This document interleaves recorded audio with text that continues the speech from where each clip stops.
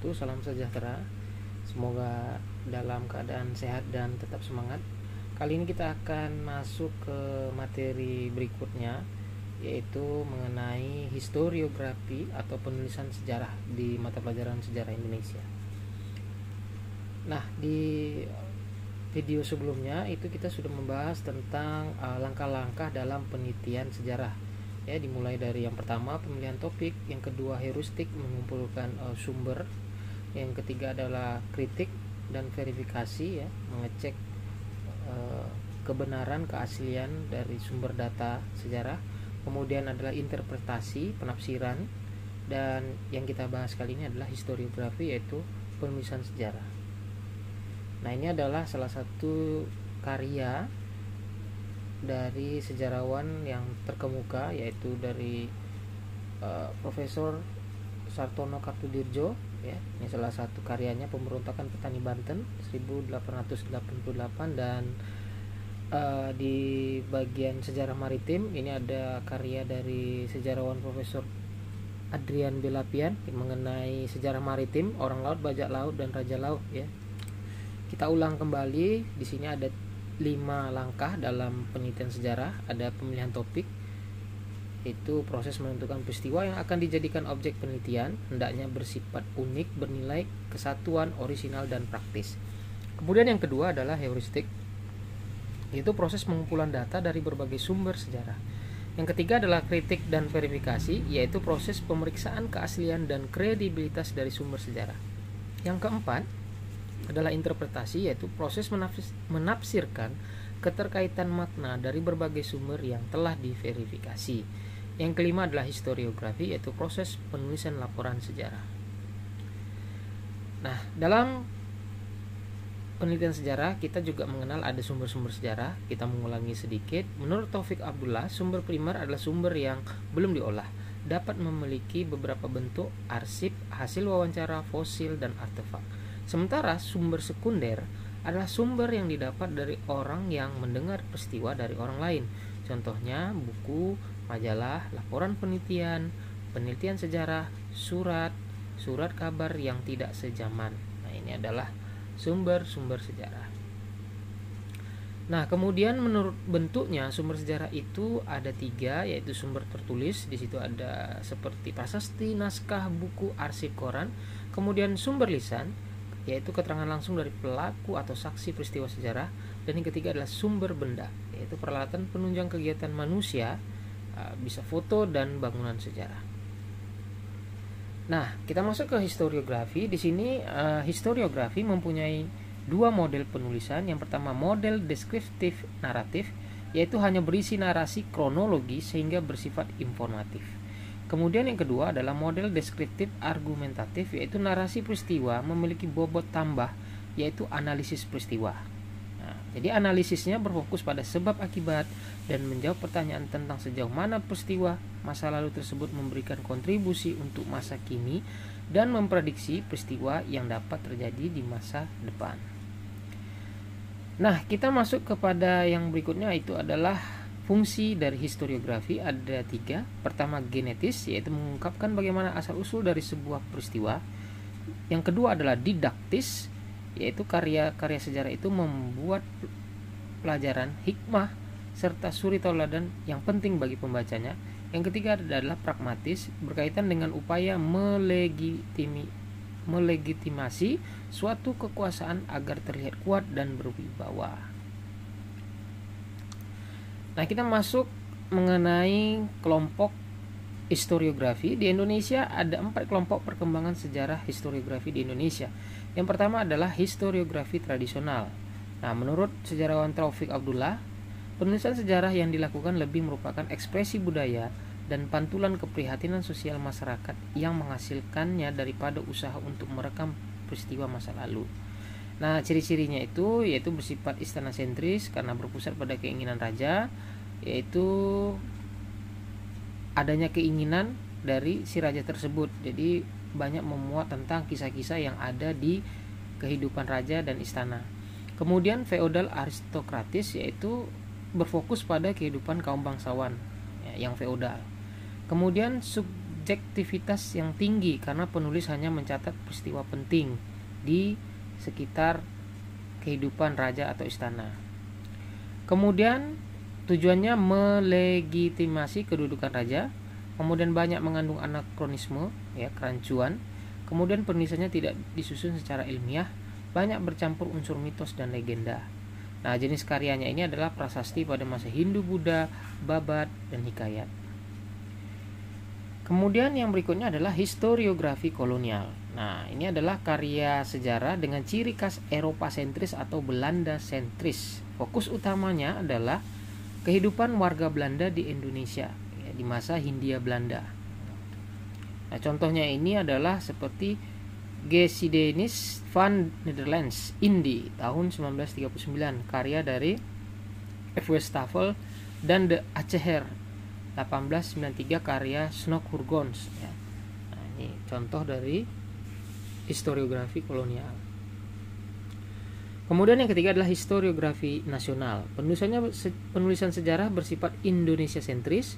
Menurut sejarawan Sartono Kartudirjo, visi dasar historiografi nasional adalah menempatkan rakyat Indonesia sebagai pelaku dan pemeran utama dari sejarahnya sendiri.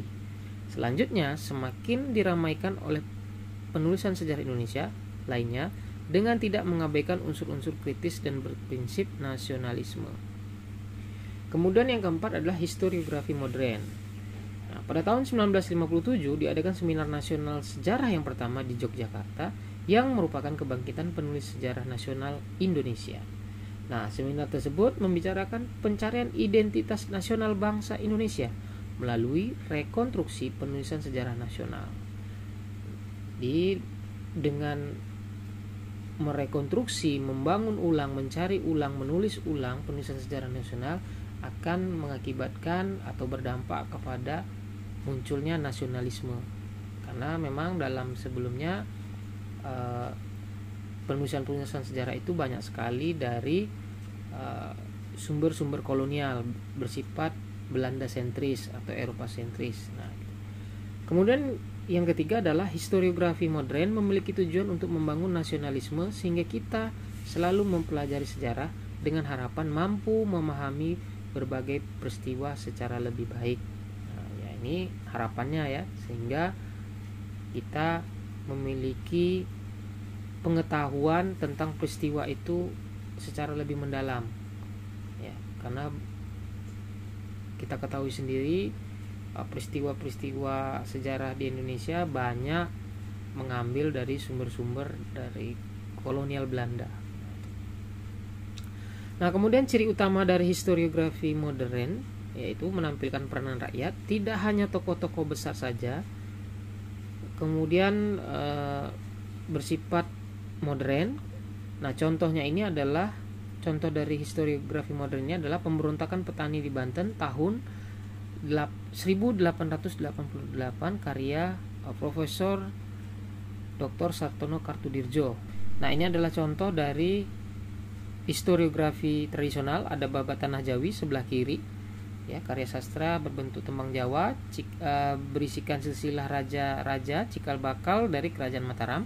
Kemudian sebelah kanan ada Bustanus Salatin, ya, di sebelah kanan disusun pada abad ke-17, ya, tepatnya di masa pemerintahan Sultan Iskandar Muda dan Sultan Iskandar Sani.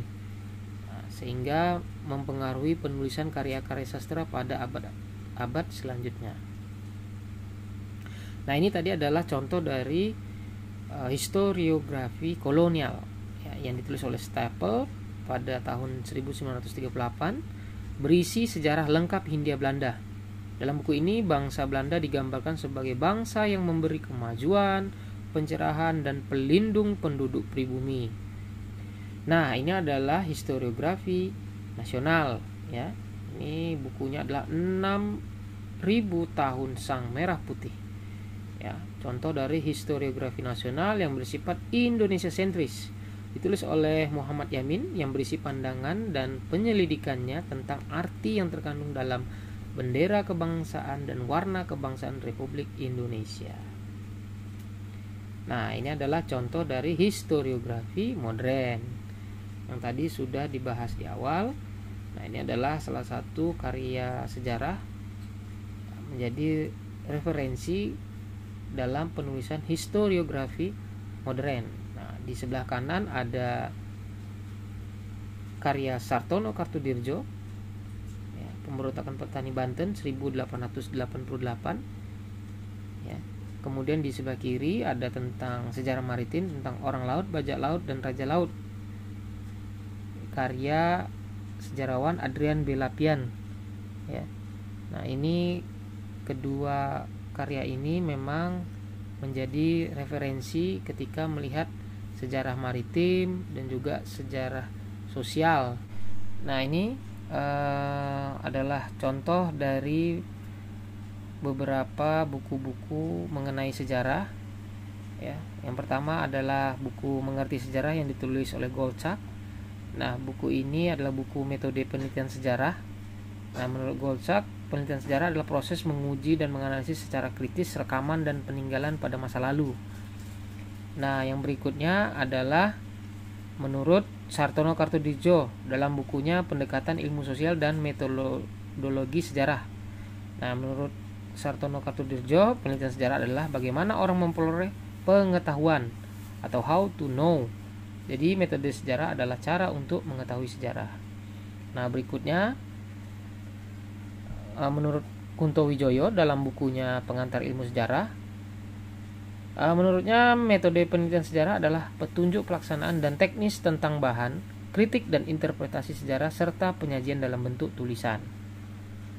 Nah, yang terakhir menurut Garagan dalam bukunya A Guide to Historical Method, metode penelitian sejarah adalah seperangkat prinsip dan aturan yang sistematis untuk membantu pengumpulan sumber-sumber sejarah, menilainya secara kritis, dan menyajikan suatu sintetis hasil yang dicapai.